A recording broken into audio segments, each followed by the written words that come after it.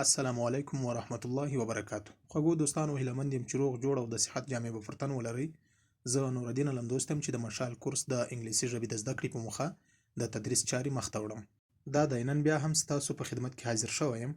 هیله مند یم چې د 11مې برخې درس مو په صحیح ډول نوټ او حافظې ته سپارلی وي. راځو نن د 12مې برخې درس ته ادامه ورکوو. تاسو هم قلم او کتابچه اماده کړئ چې د درس په طرف زو راسره ملتیا وکړئ. نو خوږو دوستانو، د معمول په شان د درس په جریان کې لومړی د سنټنسز پارت یا د جملو برخې ته داخلیږو. د جملو په برخه کې اولې جملې ته ځیر شئ. د اولې جملې تلفظ به څنګه کوو؟ Your data is inaccurate. ستاسو معلومات سم نه دي. Your data is inaccurate په پښتو کې معنا ستاسو معلومات سم نه دي. یو ځل بیا تکراروو. Your data is inaccurate. ستاسو معلومات سم نه دي. له اولې جملې نه تیریږو، راځو دوهمې جملې ته. د دوهمې جملې تلفظ به څنګه کوو؟ The remains of the food are in the fridge. تلفظ یې څنګه کوو؟ The remains of the food are in the fridge. په پښتو کې معنا پاتې خواړه په یخچال کې دي. The remains of the food are in the fridge. پاتې خواړه په یخچال کې دي. یو ځل بیا تکراروو. The remains of the food are in the fridge. پاتې خواړه په یخچال کې دي. له دوهمې جملې نه هم تیریږو، راځو درېیمې جملې ته. د درېیمې جملې تلفظ به څنګه کوو؟ The police have caught the thief. تلفظ یې څنګه کوو؟ The police have caught the thief. پولیسو غل نیولی دی. تلفظ به څنګه کوو؟ The police have caught the thief. پولیسو غل نیولی دی. The police have caught the thief. پولیسو غل نیولی دی. له درېیمې جملې نه هم تیریږو، راځو څلورمې جملې ته.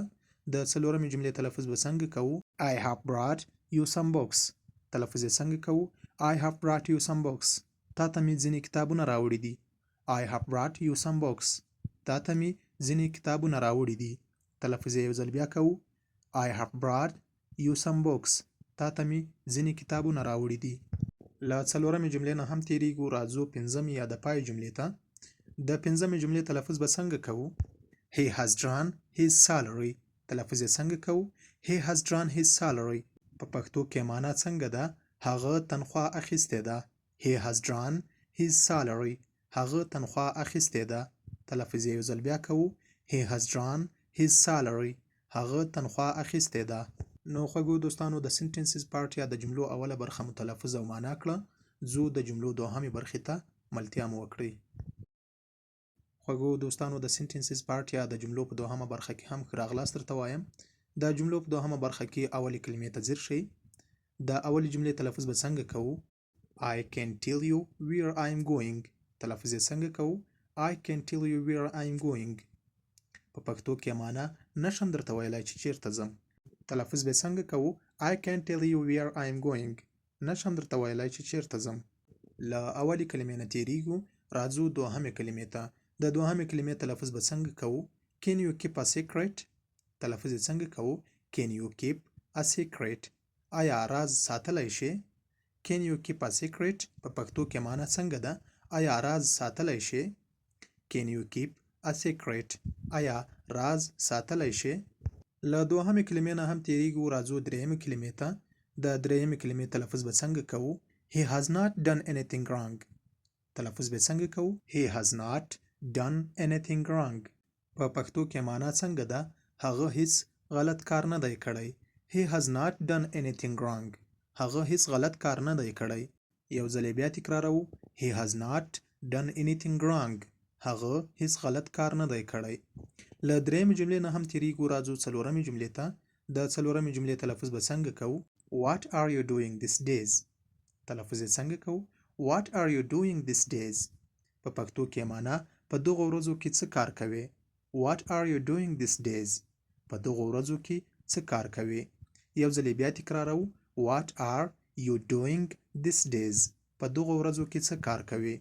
له څلورمې جملې نه هم تیریږو، راځو پنځمې یا د پای جملې ته. د پنځمې جملې تلفظ به څنګه کوو؟ I haven't got married yet. تلفظ به څنګه کوو؟ I haven't got married yet. په پښتو کې معنا تر اوسه مې واده نه دی کړی. I haven't got married yet. تر اوسه مې واده نه دی کړی. یو ځل بیا تکراروو. I haven't got married yet. تر اوسه مې واده نه دی کړی. نو خوږو دوستانو، د سنټنسز پارت یا د جملو برخه په همدې ځای پای ته رسوو. ځو د لغاتونو برخې ته ملتیا مو وکړئ. خوږو دوستانو د ورډز پارت یا د لغاتونو برخې ته هم ښه راغلاست درته وایم. راځو د لغاتونو په برخه کې اول لغت ته ځیر شئ. د اول لغت تلفظ به څنګه کوو؟ انیمل. تلفظ یې څنګه کوو؟ انیمل. په پښتو کې معنا حیوان. ANIMAL. انیمل د حیوان په معنا ده. راځو دوهم لغت ته. د دوهم لغت تلفظ به څنګه کوو؟ کمانډ. تلفظ یې څنګه کوو؟ کمانډ. په پښتو کې معنا امر یا فرمان. COMMAND. کمانډ. امر یا د فرمان په معنا ده. له دوهم لغت نه هم تیریږو. راځو دریم لغت ته. د دریم لغت تلفظ څنګه ده؟ ډیپند. تلفظ یې څنګه کوو؟ ډیپند. اړوند یا مربوط. DEPEND. ډیپند د اړوند یا مربوط په معنا ده. له دریم لغت نه هم تیریږو. راځو څلورم لغت ته. د څلورم لغت تلفظ څنګه کوو؟ هیر. تلفظ به څنګه کوو؟ هیر. په پښتو کې معنا اوریدل. HEAR. هیر د اوریدلو په معنا ده. هیر اوریدل. له څلورم لغت نه هم تیریږو. راځو د پای یا پنځم لغت ته. د پنځم لغت تلفظ څنګه کوو؟ اوپن. تلفظ به څنګه کوو؟ اوپن. په پښتو کې معنا خلاصول. OPEN. اوپن. خلاصول. اوپن د خلاصولو په معنا ده. نو خوږو دوستانو د ورډز پارت په اول لاین کې مو 5 لغتونه تلفظ او معنا کړو. اوس د لغتونو دوهم لاین ته اوړو. د دوهم لاین اول لغت ته ځیر شئ. د اول لغت تلفظ به څنګه کوو په دوهم لاین کې؟ هورس. تلفظ یې څنګه کوو؟ هورس. په پښتو کې معنا آس. هورس آس ته وایي. HORSE. هورس د آس په معنا ده. په دوهم لاین کې له اول لغت نه تیریږو. دوهم لغت ته راښکته شئ. د دوهم لغت تلفظ به څنګه کوو؟ پل. تلفظ یې څنګه کوو؟ پل. PULL. پل. په پښتو کې معنا کش کول. پل د کش کولو په معنا ده. په دوهم لاین کې له دوهم لغت نه هم تیریږو. راځو دریم لغت ته. رابټ. تلفظ به څنګه کوو؟ رابټ. په پښتو کې معنا سویه یا سوی. رابټ د سوی یا سوی په معنا ده. د لغاتونو په دوهم لاین کې له دریم لغت نه تیریږو. راښکته شئ څلورم لغت ته.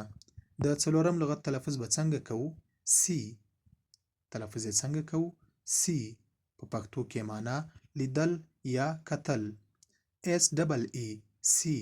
لیدل یا کتلو ته وایي. په دوهم لاین کې له څلورم لغت نه هم تیریږو. راځو د پای یا پنځم لغت ته. د پنځم لغت تلفظ به څنګه کوو؟ بینیفیټ. تلفظ یې څنګه کوو؟ بینیفیټ. په پښتو کې معنا ګټه یا فایده. BNEFIT. بینیفیټ د ګټې یا فایدې په معنا ده. نو خوږو دوستانو د ورډز پارت یا د لغاتونو برخه هم په همدې ځای پای ته رسوو. زه د درس په جریان کې درېیمې برخې ته چې د ګرامر برخه ده، د ګرامر په برخه کې هم یو تعریف راخلو. نور د درس لړۍ پای ته رسوو. ملتیا مو وکړئ. خوږو دوستانو د ګرامر پارت یا د ګرامر برخې ته هم ښه راغلاست درته وایم. د ګرامر په برخه کې نن سیمپل پریزنټ ټینس څه ته وایي دا به ووایو. نو په پښتو کې هغه عمل ته وایي چې د تکرار یا عادت په ډول ترسره کیږي. سیمپل پریزنټ ټینس څه ته وایي؟ هغه عمل ته وایي چې د تکرار یا عادت په ډول ترسره کیږي. لکه موږ یې لاندې مثالونه راخسته دي. I go to school every day. تلفظ یې څنګه کوو؟ I go to school every day. زه هره ورځ مکتب ته ځم. همدا مثال وو او دا لاندې جدول ته ځیر شئ. په لنډو کې مو مثالونه راخستي. every week. هره اونۍ. every year. هر کال. every evening. هر ماښام. every month. هره میاشت. every morning. هر سهار. همداسې نور مثالونه پسې راواخلئ. دې ته په انګلیسي ژبه کې سیمپل پریزنټ ټینس وایي. یعنی تعریف بیا یاد کو. هغه عمل ته وایي چې د تکرار یا عادت په ډول ترسره کیږي. دا در سره په بار بار تکرار کړئ. نوټ ته یې هم وسپارئ. نور د ګرامر په برخه کې مو همدا سبق راخیستی و. خدای دې وکړي چې په تلفظ او معنا یې پوه شوي یاست.